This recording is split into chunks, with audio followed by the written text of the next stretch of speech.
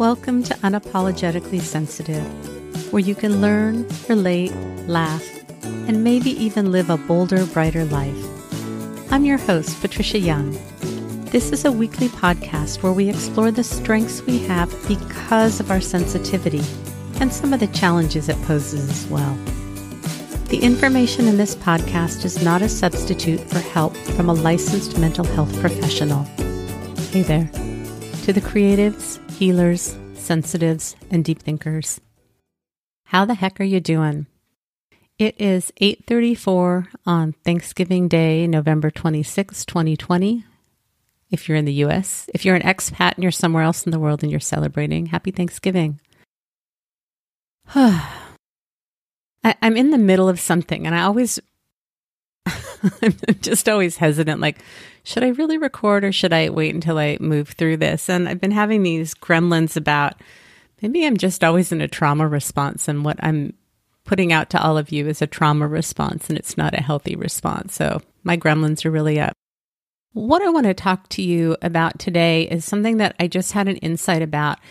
And I'm not sure how specific I'm going to get with you, but what I'm really coming up against is, especially with COVID and the holidays, I'm having thoughts about my kids coming home for Christmas. My mom, who will be 82 this year, lives, she's got her own place that's attached to ours. My husband and I are having some little new health things that are going on. We're fine. I don't want anybody worrying about us, but it also creates a little bit more potential risk. And I've got two kids that work in the public, and one of them where he works, even though we live in California and you're supposed to be wearing masks, they don't have to enforce it where he works. And, they're seeing other people. I want to be clear. Everybody gets to decide what works for them. And it is not my intention to guilt anybody. I really don't want anybody coming back at me and telling me what I should or shouldn't be doing. This is really about the process that we go through and trying to figure out what we need to do to keep safe. And I've been talking to a good friend, Jean, about the holidays because she has some similar things going on. And to look at in terms of this year, we may have to do things different if we choose to. It's not for forever. With my son home for Thanksgiving, I had some misgivings and I have some concerns, and we're really talking about the holidays. And what's coming up for me is, as the only HSP in the house, my mom is an HSP, but with my immediate family, I often have a very different take on things. When I was talking with my son the other day, on one hand, he was being very kind and supportive. I was very tearful. I don't think any parent ever wants to choose whether their child can come home to visit or not. That's just not the way I was raised. Our home is open and it's for anybody who needs a place. And COVID puts a different spin on things. Although he said he wasn't angry, he said something that was unkind. It's like his anger comes out not always directly, it comes out indirectly. Then when I was talking to my husband about it, my husband had an idea about how things work. And it's like, based on what I know about science and COVID, your argument is incredibly flawed. And it's pushing up against this really strong belief. Now, there are two things going on. One is my mama self, who doesn't want my child to be alone in his apartment because his roommates are going to be gone on Christmas. No mama wants that. And this part of me that says we're having a global pandemic right now, the numbers are going up, and every time we have people that aren't in our immediate household come into our household, we increase risk. And if you look at what's going on in the United States, it's a hot mess because nobody's willing. I'm getting really political. If you look at some of the other countries like New Zealand who have no cases, they've managed this stuff and it's bumping up against our individualism. The point of this is, what's happening is that I've been finding myself feeling like stewing and angry because it's that thing of nobody gets it. Nobody gets how serious this is. What my son said to me was unkind, and it has to do with being more concerned about things than he is. And I own the fact that, I'm much more conservative, but what he had to say was not very kind. I think as highly sensitive people, we've lived with this all of our lives. And what my fantasy is that everybody in my world on the outside, my family, would turn around and go like, Mom, we get it. We see what you're saying. We look at how smart you are and how much you look at all this stuff, and we agree with you, and we want you to be safe, and we agree this is the best thing. That's what would make me feel good. How often does that happen? Not a whole lot. Does my family go along with what I ask them to because they respect me and that's how it is? Yes. But it's this internal, like I'm angry and I'm frustrated and internally I'm arguing, and a couple things have happened since my son came home. And I'm seeing areas where like I just have a lot of anger and I want to keep the peace and I want to pride myself on being someone who sets clear boundaries and is a great communicator. And in some ways I am, and in other areas I'm just not.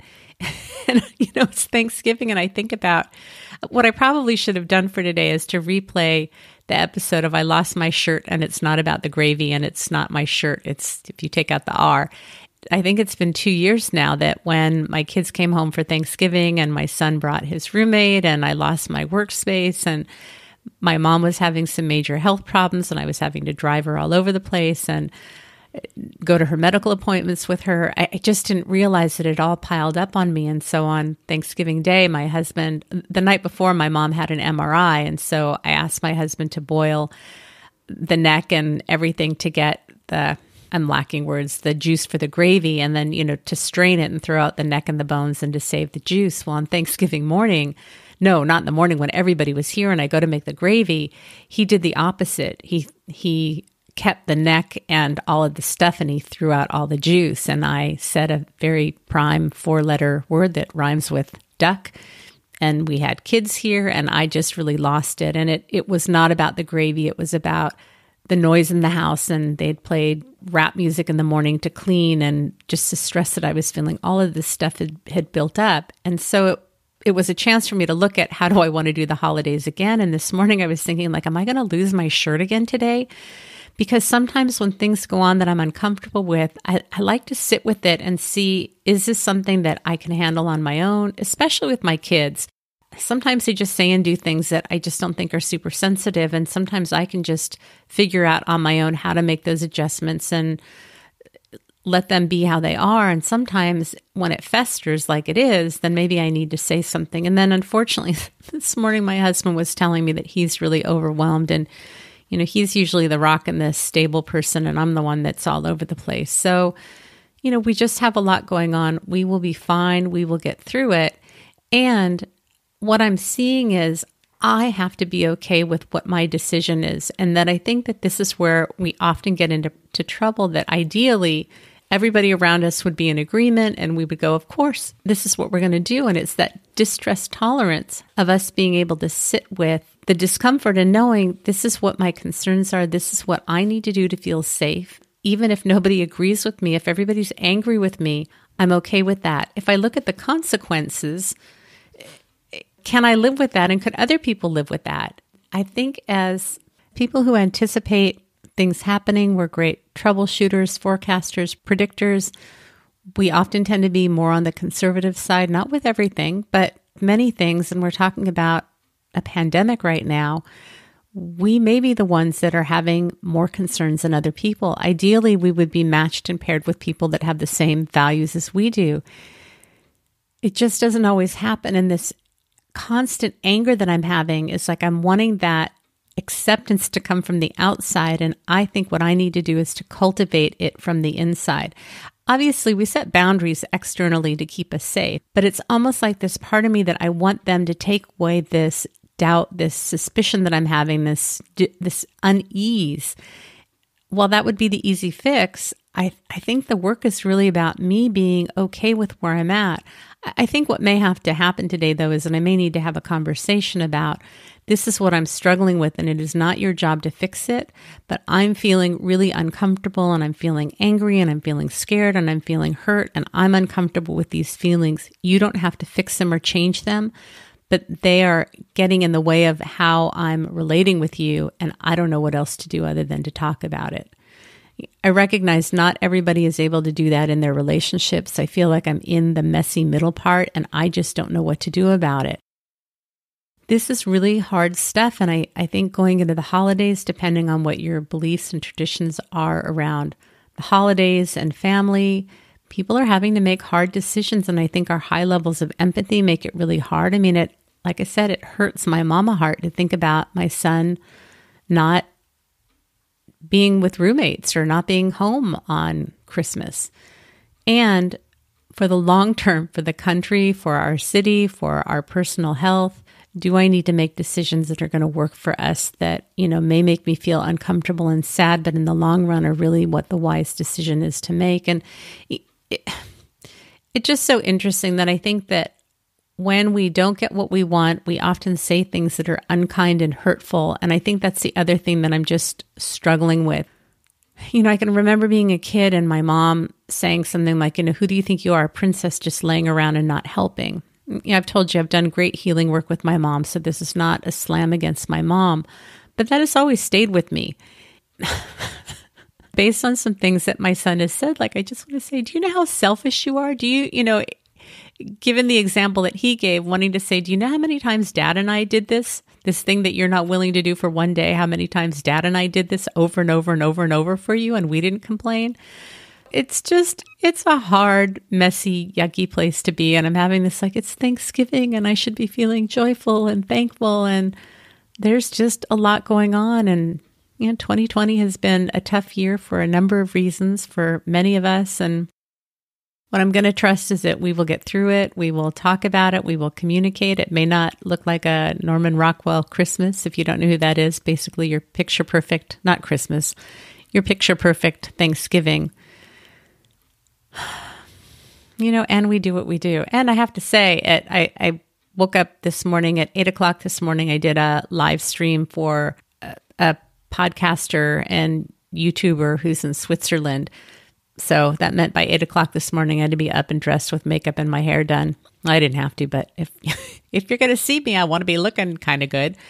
And I woke up at a little bit before 5 and she's like, did you get my link? And they're 9 hours ahead of us. I'm like, yes, it's not quite 5 a.m. That's why I haven't responded. The reason why I'm sharing this with you is, in spite of having this stress, I suited up, I showed up, I made an agreement to do this on Thanksgiving morning, and I can be having this angst and I can still do the things that I need to do. I paddled twice this week. I'll paddle again tomorrow. We can hold both things, something that's distressing and uncomfortable, and we can still do what we need to take care of ourselves. I do have this thing, I wish I was naturally just more thankful and grateful. And I don't know, it has just felt really hard and I'm feeling a sense of fatigue and exhaustion. And I'm doing what I need to do to take care of myself. And I always struggle. I think about you, the listener. Does it help when I share that? Because if you're feeling it, then it's validating and it's normalizing.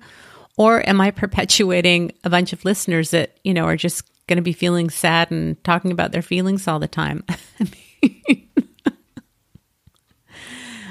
I don't know. I don't have an answer for you. I feel really vulnerable sharing this. If you're hearing this and I went ahead and released it, I'm not sure if I'm even going to bother editing it. I'm wondering if I should wait until later in the day and see if things are better. We did get our Christmas tree early this year. We got it a couple nights ago because I just feel like I need to squeeze all the joy that I can out of the season because it's just been hard. We went out the other day and I was just, it was a hard weekend. It was really hard. I did not want to go out.